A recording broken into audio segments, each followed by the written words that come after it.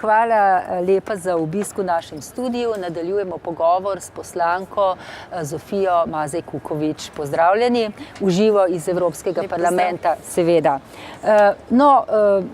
Mi smo v tem sklopu predstavili različne poslance v slovenskem parlamentu, zato da seznanjamo to se pravi gledalke in gledalce, kako raznovrstne so politike, s katerimi se ukvarjajo v tej instituciji. Ali nam mogoče predstavite področje, s katerimi se vi ukvarjate, pa mogoče kakšen vpliv ima to področje na življenje državljank in državljanov, mogoče kar konkretno v Sloveniji? Ja. Hvala lepa. Jaz imam to srečo, da lahko delujem na področjih, iz katerih imam res prakso. To je področje zdravja, varne hrane in okolja, ker kot ministrica za zdravje sem tu precej pridobila, predvsem tudi takrat, ko sem predsedovala Svetu ministrov zdravstvenih Evropske unije. Tako da to je neko nadaljevanje. Drugo področje je pa industrija in razvoj. Tam pa je seveda moja dolgoletna pot, ko sem bila direktorica podjetja, mi kaže natančno, kaj pravzaprav podjetja rabijo. In iz tega vidika mi je lepo delati. Moj ključni cilj pa je, kako evropske politike, na videz zelo oddaljene evropske politike, prenesti v Slovenijo do ljudi, do človeka. In zaradi tega sem jaz našla pot tako, da sem organizirala ekipo mladih pod imenom Požen Evropo in z njimi skupaj peljem projekt, ki se imenuje Hrana za zdravje in za delovna mesta. In s tem pravzaprav približam vse podporne evropske politike v praksi. Kajti največja težava je v tem, da je pri množici zakonov in veliko institucij, tudi ki jih obstojajo v Evropski uniji, ljudje nimajo občutka tistega, kaj pa pravzaprav ta Evropa in te institucije meni koristijo. No. In to je srž. Ja, to je srž. In srž vsega je dejansko biti z ljudmi, biti med ljudmi in na ta način prenašati politike. Ja. Ali bi mogoče lahko konkretno spregovorili o kakšnih akcijah, ki ste jih mogoče implementirali v nacionalno okolje? Mi vemo, da se zavest o zdravi prehrani nekako, da ta zavest se širi. Ljudje so začeli gojiti svoje vrtičke proti genetsko modificiranih organizmov. No, mogoče bi nam pa lahko predstavili, kakšno je stališče Evropske unije do te genetsko modificiranih organizmov.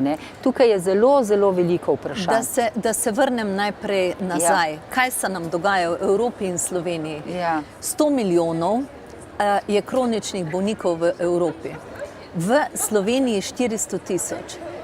Po drugi strani imamo v Evropi 27 milijonov brezposelnih, v Sloveniji 130 tisoč. Nadaljni pomemben podatek pa je to, da imamo v Sloveniji več kot 20 tisoč hektarov neobdelane zemlje.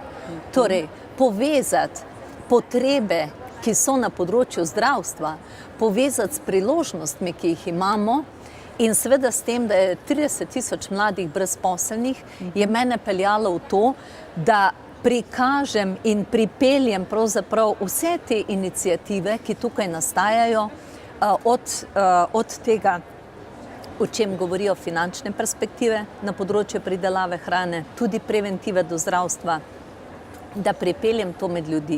In to počnem zdaj s tem nagradnim natečajem Hrana za zdravje, ki je že drugi. No, torej, lani smo naredili prvega, osredotočili smo se na 4 kulture, kmetijske kulture, ki so tako rekoč pozabljene. In zelo pomembne za zdravje. To je ajda, jagodičevje, stročnice in česen. Vsi, ki so kdajkoli kaj prebrali, in verjamem, da veliko ljudi čita, kaj vse lahko pripomore tudi zdrav način prehranjevanja k tem, da ohranjamo svoje telo bolj zdravo. In glede na to, da ko se ozremo okrog po Sloveniji, pa tudi po Evropi, teh kultur skoraj da ni. Mi pa uvozimo v Sloveniji več kot milijardo hrane na leto, več kot milijardo, in da samo česna Evropa uvozi več kot 40 milijonov kilogramov. Odkot največ? Iz Kitajske. Ja, ampak ljudje so ga zdaj nehali kupovati.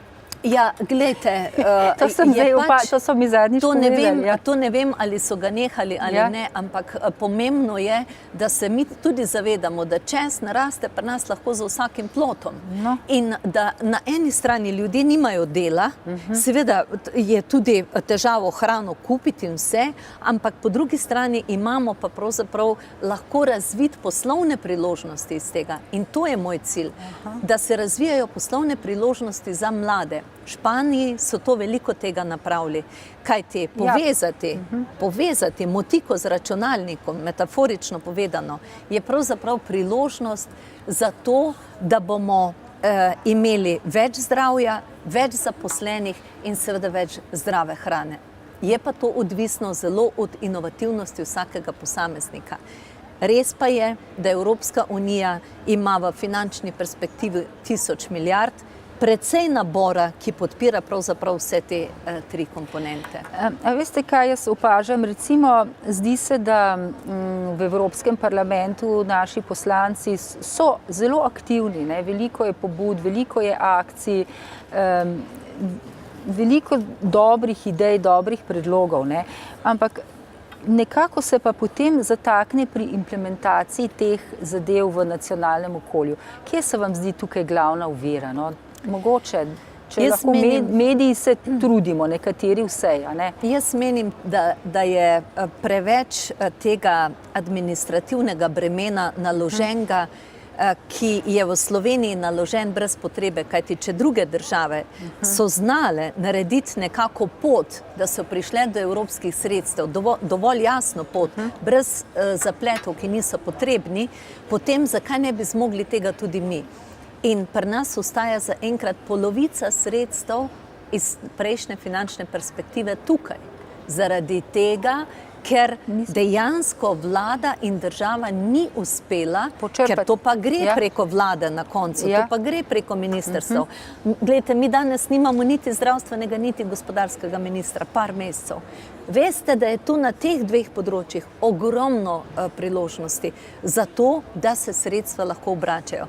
Torej, jaz mislim, da moramo mi znati poenostaviti pri sebi ta del, drugič pa ljudi tudi opogumiti k temu, da se bodo povezovali, da se bodo podjetja povezovali, občine med sabo povezovali, razvojni inštituti, posamezniki, če hočete, kajti takšni projekti imajo perspektivo potem za financiranje. In zato se zatakne pri implementaciji, ker preprosto, pravim, smo preveč zakomplicirani. Ja, saj včasih se res zdi, da smo bolj papeški od papeža, ne? In mogoče se je ta rek resnično izkazal, prej ste omenili, da se tudi ukvarjate s področjem energetike, ne? Pa bi malo spregovorili o teh energetskih izkaznicah, ne, ki se zdaj uvajajo v Sloveniji in državljani, mislim tudi jaz osebno, smo precej zaskrbljeni, ne, na kakšen način se je vlada lotila implementacije te evropske regulative, ne, v naš zakonodajni sistem, kajti v primeru drugih držav, ne, smo videli, da so ti postopki, bi rekla, bolj državljanom prijazni. Povejte mi, kaj se tukaj dogaja. Mislim, da bo to marsikoga zanimalo. Hvala za to vprašanje, da lahko tudi pojasnim to. Dejansko zakonodaja seveda predpisuje, evropska zakonodaja predpisuje dosti generalni postopek, dosti generalne cilje. Potem je pa uvajanje te zakonodaje odvisno od države do države. Vsaka ima tudi svobodno pot, kako to naredi. Ampak v Sloveniji smo res v času tega, ker se nalagajo dodatne obveznosti do neskončnosti. In tudi te izkaznice, sami ste ugotovili, da so marsikje ali po zelo nižji ceni, ali so... V drugih državah, ne? V drugih državah, ali so brezplačne. Tako da preprosto, jaz se bojim tega momenta, da se na ljudi in na podjetja nalaga preveč. In seveda, da se pokaže, da je kriva Evropska unija, je to en tak, bi rekla, enostaven, ki pa nikomor ne koristi. Ja. Nikomor ne Seveda koristi. ne.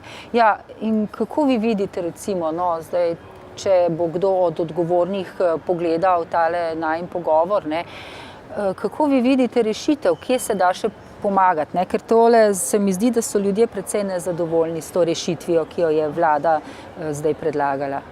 Če vam lahko mogoče samo še odgovorim na temo gensko spremenjenih produktov, ki sva spustile, pa bom takoj odgovorila na to. No, pa dejva te izkaznice najprej, potem bova pa še nazaj. Ampak jaz imam samo en stavek na to temo. No, prav.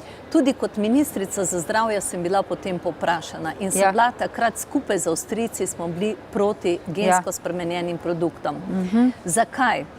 Pri nas z naše domovine so vendar še vedno tiste, ki imajo ogromno prostora še za pridelavo hrane. Ogromno, mi se ne zavedamo, kaj pravzaprav, kak biser imamo.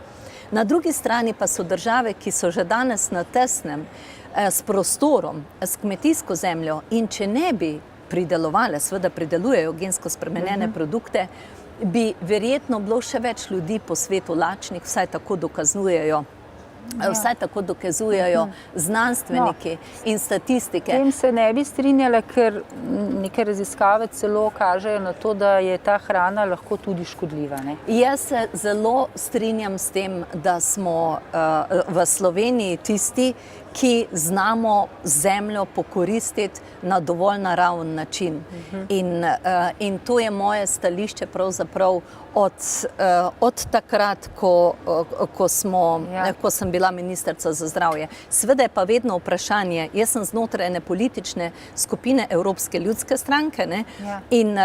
In je znotraj noter tudi treba vedno iskati kompromise in poti, torej, da si v nekih mejah, bi rekla, v mejah nekih vrednot, ki tukaj so. Ja, no, kar se tiče te zakonodaje, zdaj Evropska unija to prepušča državam članicam, da odločijo. Precej, tako, precej zaradi tega, zato, ker gre za ta princip praktično, da prehaja odgovornost za odločitve in pristojnost za odločitve na države članice, pomeni, da se vsaka zase lahko odloči in zato Avstrijci so vedno tudi proti temu. Ja, kako pa v Sloveniji kaže, mislim, kaj pa, kar se tiče genetsko modificiranih semen, so pri nas uzakonjena.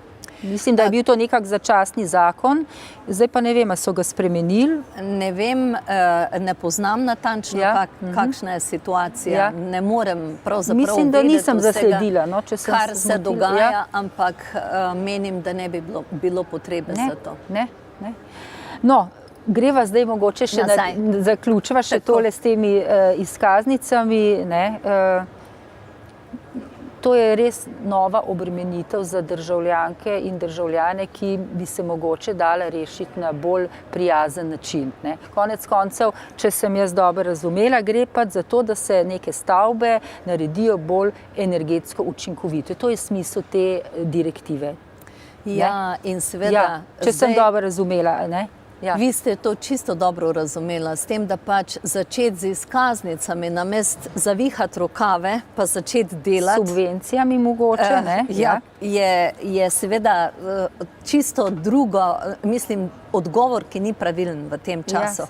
Danes se gre za to, da bi čim več delovnih mest se vzpostavilo tudi z učinkovito rabo energije, se pravi več obnov stavb, več tega, kar se da danes tehnologijo narediti, da bi privarčevali na energiji in na stroških, na obojem. In v tem je pravzaprav cilj in skozi zakonodajo to tudi kaže na to, da bo to področje tudi subvencionirano. Zaradi tega, ker je to kar ena ključnih priložnosti v Evropi. V politološkem žargonu bi rekel več responsivnosti vlade na potrebe državljank in državljanov. Dobro. No, počasi bova zaključile. Imava še 5 minut, nama signalizirajo. Bi spregovorile kaj o evropskih volitvah, kakšne je imate kakšne namene, se pripravljate, kako razmišljate v tej smeri? glede volitev je zelo pomembno iz vidika večje demokratičnosti tudi to, da bo na koncu tudi predsednik Evropske komisije voljen. Ja. Torej, ker zaenkrat je Evropski parlament res edino demokratično izvoljeno telo. Ja. Po državah so popolnoma različne situacije. Nekateri so postavili in definirali svoje kandidate že daleč nazaj, nekateri so jih konec leta lani, nekateri še ne, med njimi smo tudi v Sloveniji. Ja, kako je z vami, boste kandidirala? Postopki tečejo, postopki v stranki tečejo. Jaz gotovo, glede na to, da sem tukaj skrajšan mandat. Ja, gotovo. Glede na to, da sem skrajšan mandat in v tem skrajšanem mandatu je potrebno nenormalno veliko energije, da prideš v ta tok. Nenormalno veliko. Zato, ker si moraš vzpostaviti vso infrastrukturo in vse in moraš v tem času teči z ostalimi. Ti tu ne moreš reči, da si nekaj naredil zato, ker si skrajšan čas. Seveda. Tudi na so poslanci, mislim, tudi zasledili smo, da eni poslanci so bolj delavni, drugi so manj delavni. Tudi te novice se že pojavljajo, primeri romunskih, glavnem. To je pač odmevno, to mediji radi objavljajo. Nismo ravno navdušeni, ampak tudi take novice pricurljajo. Verjamem pa, da je vaš urnik izredno natrpan.